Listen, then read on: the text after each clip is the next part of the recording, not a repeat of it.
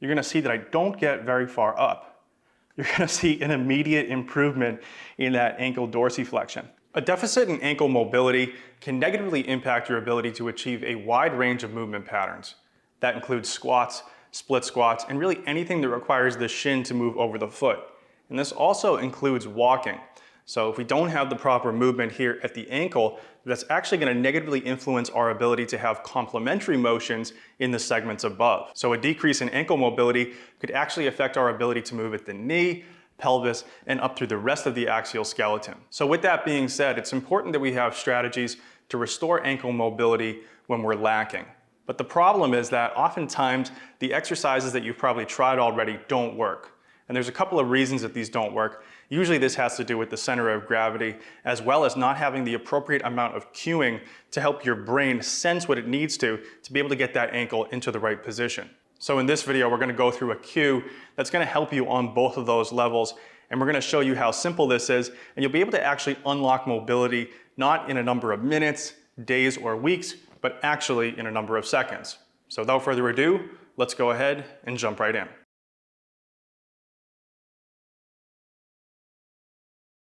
So we first have to start by actually talking about what helps us to get into that knees over toes position. So if we look at the ankle here, that knees over toes position is going to feature the shin moving forward over the foot if that foot's on the ground, or it's going to feature the foot coming back towards the shin if the foot is floating. So ideally we need to be able to do both, but in a second I'll talk about which of these I think you should do first and why it matters. So to achieve this, we actually need movement of this bone here that goes right in between the lower leg and the heel, called your talus. And the talus bone has to go in a couple of directions for us to get into this position of knee over toe or dorsiflexion. And those two motions are a slightly backwards motion that goes back between the lower leg and heel, as well as a slightly inward motion where that talus actually goes inwards toward the ground, which then assists the arch to drop down. If you're missing one or both of these motions, you're gonna tend to run into a block here where you feel a pinchy or a blocking sensation in the front of the ankle and you just can't go any further.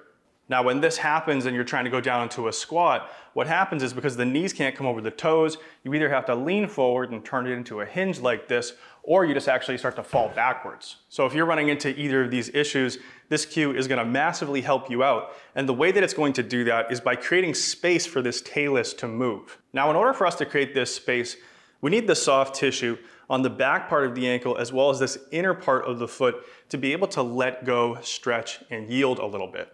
The thing that's going to affect that is our center of gravity, as well as the position of the leg and foot relative to each other. Oftentimes, the exercises we're doing either feature a center of gravity that's too far forward. So if you think about your calf stretch, trying to stretch this back leg, my entire center of gravity is forward of that foot.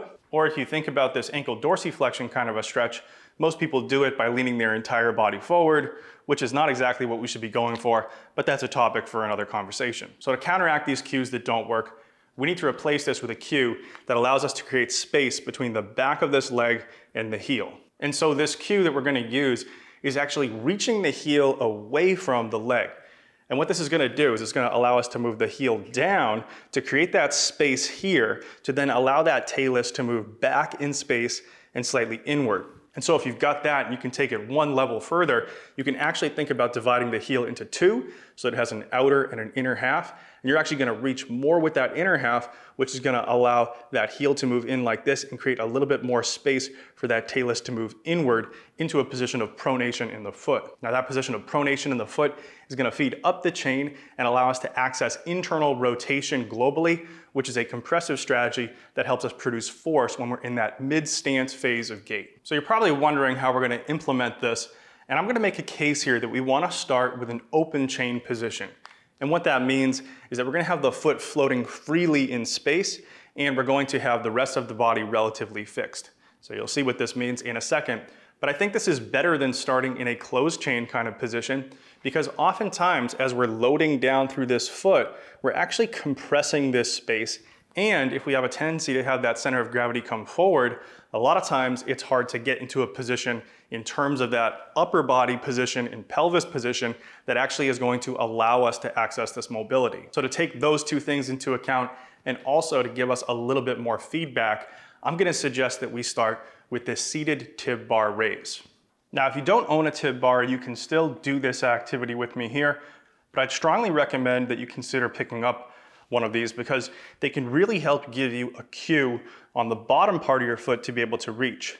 So you'll see here, my foot is in the tib bar, and that bottom part of the foot, including a little bit of that heel leading into the arch, is actually up against this rest.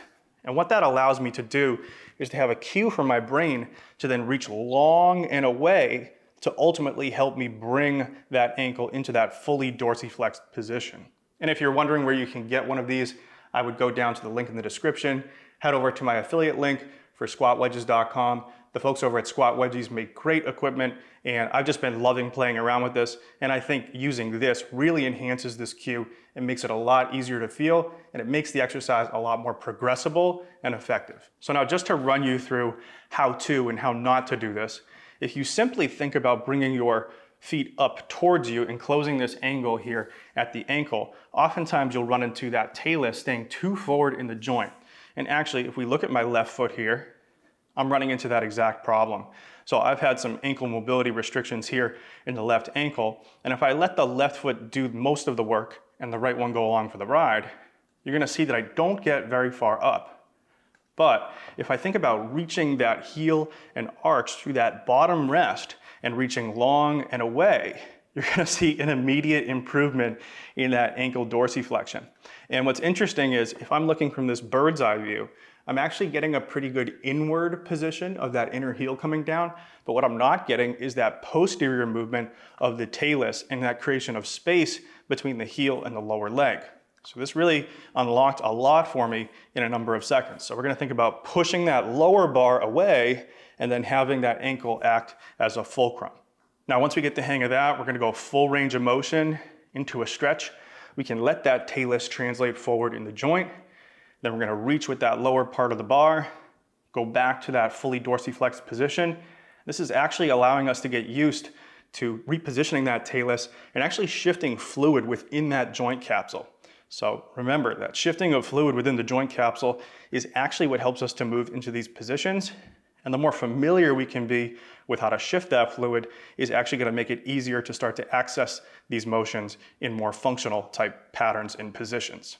Now, in terms of reps and sets, I'd probably start with no weight, do about 3 sets of 10, 3 sets of 15, just to get the coordination down. And then once you get to that, I would progress this by adding maybe 5 or 10 pounds at a time, hitting the same amount of reps. And I would do this about once a day or once every other day and give it a good 4 to 6 weeks. And I think what you'll find is a lot of this is gonna start to translate to your squats, split squats, and even walking. Now, if you are considering picking up one of these, I just want to highlight some of the features here. So there's a nice cushy bar here that the top of your foot can rest on. And we've already highlighted that we have this bottom bar here, which is going to rest that bottom of the foot and arch and actually be great for that cue to push away. But what I also love here is if you have a big foot, there's actually this metal piece here, which can be adjusted into the different holes and can get this weight a little bit further away from this beginning part of the bar. And so if you have long feet, that helps to get this away from the foot so you can actually fit into here. I also like the construction overall, it's really solid. And I like this collar that it came with. This is kind of a plastic collar which snaps into place really well, really holds everything nice and securely. And I love these. I have a number of these from Rogue for my lifting, but this seems like it's pretty much just as good. Maybe it's exactly the same thing. So some of you might be wondering, what can you do in the interim if you don't have a tib bar? So if you don't have a tib bar, you can definitely get into the seated position, knees slightly unlocked, and then practice reaching your heel away. But again, you won't have that cue of the bottom bar, so it might not be quite as effective. And for some of you, when you get into that position, you might feel some uncomfortable pulling in the back of the legs, and sometimes this is actually a nerve mobility issue or related to range of motion restrictions up in these other aspects of the chain, like the pelvis or even way up into the rest of the axial skeleton. So if that's you, you'll benefit from some sort of an assessment of motion in the rest of your axial skeleton.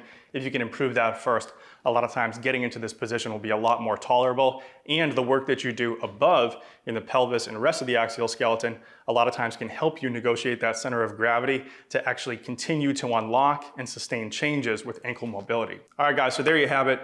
Go down to the link in the description, click on my affiliate link, go to squatwedgiez.com, pick yourself up that tib bar, and make sure you're reaching long with that heel, creating that space between the heel and lower leg. And I think you're gonna find that your ankle mobility is a whole lot better. All right, until next time, thanks a lot for watching, and we'll see you in the next video.